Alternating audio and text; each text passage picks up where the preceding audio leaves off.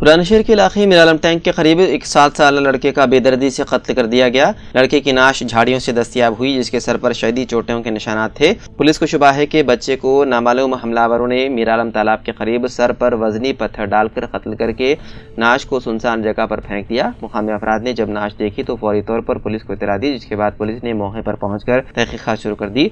महलूक लड़के की शिनाख्त मोहम्मद रहीम साकिन हसन नगर के तौर पर की गई है। पुलिस ने नाश को बगैर पोस्टमार्टम मुर्दाखाना मुंतकिल कर दिया और मुख्तलिफ जावियों से तहकीकात की जा रही है।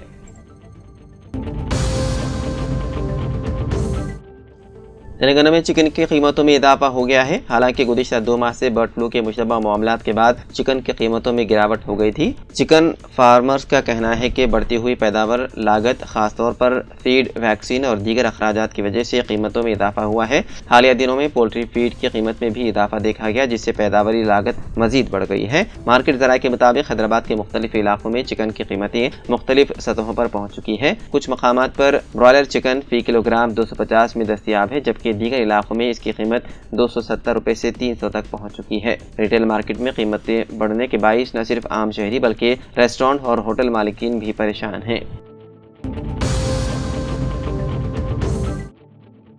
वक्फ तरमीमी बिल साल 2024 को लोकसभा में जुमेरात की रात मंजूर कर लिया गया। इस बिल के हक में 288 वोट आए, जबकि मुखालिफत में 232 वोट डाले गए। अपोजिशन की जानिब से पेश की गई तमाम तरमीमात को सूती वोट के जरिए मुस्तरद कर दिया गया।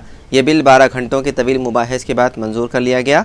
बहस के दौरान हुकूमत और अपोजिशन के अराकीन ने अपने मौक़िफ़ का भी भरपूर दिफा किया। NDA की हलीफ जमातों जनता दल यू और तेलुगु देशम पार्टी ने भी इस बिल की हिमायत में हुकूमत का साथ दिया, जिससे इस बिल की मंजूरी में हुकूमत को मज़ीद तक़वियत मिली।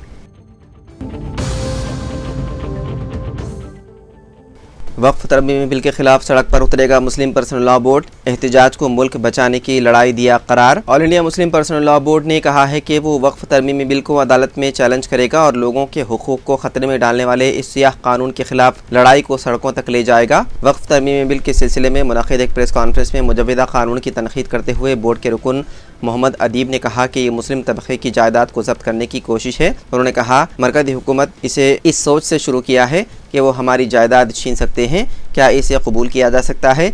ये मत सोचिए कि हम हार गए हैं। उन्होंने कहा कि ये तो शुरुआत है। मुशतरका पार्लिमानी कमेटी में गौर व फिक्र के दौरान बिल की मुखालिफत की गई। ये मुल्क को बचाने की लड़ाई है, क्योंकि मुजव्वदा कानून हिंदुस्तान के ताने बाने को ख़तरे में डालता है।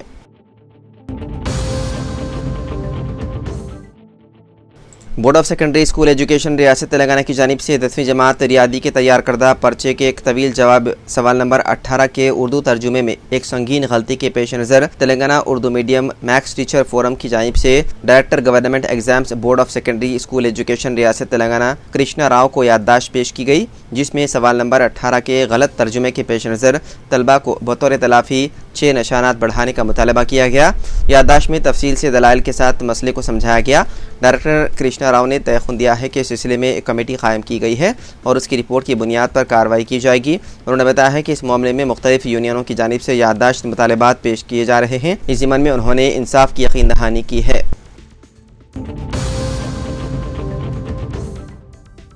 ग्रुप 1 इम्तिहान में तेलंगाना के नलगुंडा जिले के नौजवान को 6वां रैंक। एक मशहूर सॉफ्टवेयर कंपनी में भारी तनख्वाह वाली मुलाजिमत भी नलगुंडा जिले के मिरियालगुड़ा से ताल्लुक़ रखने वाले हर्षवर्धन को मुतमईन नहीं कर सकी। अवामी खिदमत के ख्वाब के साथ उन्होंने अपनी पुरकशिश नौकरी को खैराबाद कहा और UPSC सिविल सर्विस के इम्तिहान की तैयारी शुरू की। 4 साल की मेहनत के बावजूद वो आखिरी मरहले तक पहुंचकर कामयाब ना हो सके, लेकिन उन्होंने हिम्मत नहीं हारी और अपने मकसद पर डटे रहे। इसी लगन के साथ उन्होंने तेलंगाना ग्रुप 1 के इम्तिहान में शानदार कारकर्दगी दिखाते हुए रियासती सतह पर 6वां रैंक हासिल किया। कांग्रेस रुकन पार्लियामेंट CH किरण कुमार रेड्डी ने वज़ीर-ए-आज़म नरेंद्र मोदी को मकतूब रवाना करते हुए यूनियन पब्लिक सर्विस कमीशन के इम्तिहानात में मुआशी तौर पर पसमानदा तबक़ात के उम्मीदवारों को उम्र की हद में 32 से 35 साल तक रियायत देने की दरख्वास्त की है। किरण कुमार रेड्डी ने मकतूब में मुआशी तौर पर पसमानदा तबक़ात को भी OBC तबक़ात की तरह 9 मरतबा इम्तिहानात में हिस्सा लेने की सहूलत देने का मुतालबा किया। फिलवक्त मुआशी तौर पर पसमानदा तबक़ात के लिए UPSC सिविल सर्विसेज इम्तिहानात में हिस्सा लेने उम्र की हद 32 साल है और वो 6 मरतबा इम्तिहानात में हिस्सा लेने के अहल हैं। किरण कुमार रेड्डी ने इस मामले में वज़ीर-ए-आज़म नरेंद्र मोदी से शख्सी तौर पर मुदाखलत की अपील की। इसी दौरान वज़ीर-ए-आज़म ने किरण कुमार रेड्डी को मकतूब रवाना करते हुए उनकी नुमाइंदगी वसूल होने की इत्तला दी।